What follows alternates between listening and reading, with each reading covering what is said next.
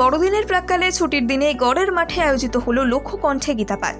গেরুয়া শিবির যতই এই আয়োজনকে সফল বলে দাবি করুক, তৃণমূল কংগ্রেস পাল্টা দিয়ে সাফ জানিয়ে দিচ্ছে এই লোক দেখানো অনুষ্ঠানের লোক হয়নি।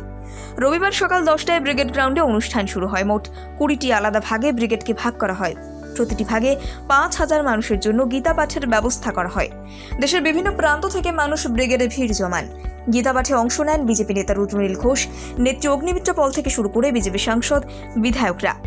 বাংলার মাটিতে এহেন উদ্যোগ আরও বেশি করে হওয়া উচিত বলেই মনে করছেন তারা। তাদের দাবি, ব্রিগেডের এই ভিড়ই বলে দিচ্ছে গীতার হাত ধরে ঐক্যবদ্ধ হবে দেশ। এদিকে গীতা পাঠে উপস্থিত দ্বারকার শঙ্করাচার্য বলে দেন, বাংলায় বিভাজনের ষড়যন্ত্র চলছে, এক হতে হবে। এই গীতা পাঠের অনুষ্ঠানে প্রধানমন্ত্রী নরেন্দ্র মোদীর উপস্থিত থাকার কথা থাকলেও পরে জানা যায় তিনি আসবেন না। তবে ব্রিগেডের কর্মসূচির জন্য আয়োজকদের শুভেচ্ছা জানিয়ে চিঠি পাঠিয়েছেন মোদী, যেখানে তিনি লেখেন, লক্ষ্য কণ্ঠে গীতাপাঠ আমাদের সামাজিক সম্প্রীতিকে আরও জোরদার করবে। দেশের উন্নয়ন যাত্রার ক্ষেত্রেও যা আবশ্যক, লক্ষ্য কণ্ঠে গীতাপাঠ সকলের জন্য শান্তি নিয়ে আসুক। বিরোধী দলনেতা শুভেন্দু অধিকারী দাবি করেন, গীতাপাঠ অনুষ্ঠান সফল। রাজ্য বিজেপির সভাপতিও বলে দেন, এর সঙ্গে লোকসভা নির্বাচনের কোনো সম্পর্ক নেই। তৃণমূলের কাজ এসব বলা, ওরা দুর্নীতি থেকে মাথা তুলতে পারছে না। গীতাপাঠ নিয়ে আর ভালো কি বলবে? এর পাল্টা দিয়ে তৃণমূল মুখপাত্র কুণাল ঘোষ বলে দিচ্ছেন, গীতাপাঠ অনুষ্ঠান ঘিরে আর্থিক অনিয়ম, দলবাজি, তোলাবাজির অভিযোগ উঠছে। আগে সেসব মেটাক বিজেপি, তারপর অনুষ্ঠান নিয়ে কথা হবে। আমরা গীতাকে সবাই সম্মান করি, কিন্তু 3750 জন লোক নিয়ে এই লোক দেখানো নাটকের কোনো প্রয়োজন নেই। লোক হবে না বলেই প্রধানমন্ত্রী নিজে আসেননি।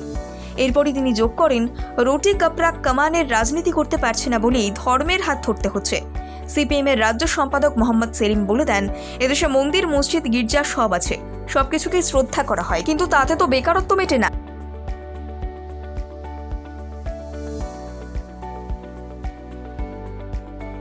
বড়দিনের প্রাক্কালে ছুটির দিনে গড়ের মাঠে আয়োজিত হলো লক্ষ্য কণ্ঠে গীতাপাঠ। গেরুয়া শিবির যতই এই আয়োজনকে সফল বলে দাবি করুক, তৃণমূল কংগ্রেস পাল্টা দিয়ে সাফ জানিয়ে দিচ্ছে এই লোক দেখানো অনুষ্ঠানের লোক হয়নি। রবিবার সকাল 10টায় ব্রিগেড গ্রাউন্ডে অনুষ্ঠান শুরু হয়। মোট 20টি আলাদা ভাগে ব্রিগেডকে ভাগ করা হয়। প্রতিটি ভাগে 5000 মানুষের জন্য গীতা পাঠের ব্যবস্থা করা হয়। দেশের বিভিন্ন প্রান্ত থেকে মানুষ ব্রিগেডে ভিড় জমান। গীতা পাঠে অংশ নেন বিজেপি নেতা রুদ্রনীল ঘোষ, নেত্রী অগ্নিমিত্র পল থেকে শুরু করে বিজেপি সাংসদ, বিধায়করা। বাংলার মাটিতে এহেন উদ্যোগ আরও বেশি করে হওয়া উচিত বলেই মনে করছেন তারা। তাদের দাবি, ব্রিগেডের এই ভিড়ই বলে দিচ্ছে গীতার হাত ধরে ঐক্যবদ্ধ হবে দেশ। এদিকে গীতা পাঠে উপস্থিত দ্বারকার শঙ্করাচার্য বলে দেন, বাংলায় বিভাজনের ষড়যন্ত্র চলছে, এক হতে হবে। এই গীতা পাঠের অনুষ্ঠানে প্রধানমন্ত্রী নরেন্দ্র মোদীর উপস্থিত থাকার কথা থাকলেও পরে জানা যায় তিনি আসবেন না। তবে ব্রিগেডের কর্মসূচির জন্য আয়োজকদের শুভেচ্ছা জানিয়ে চিঠি পাঠিয়েছেন মোদী, যেখানে তিনি লেখেন, লক্ষ্য কণ্ঠে গীতাপাঠ আমাদের সামাজিক সম্প্রীতিকে আরও জোরদার করবে।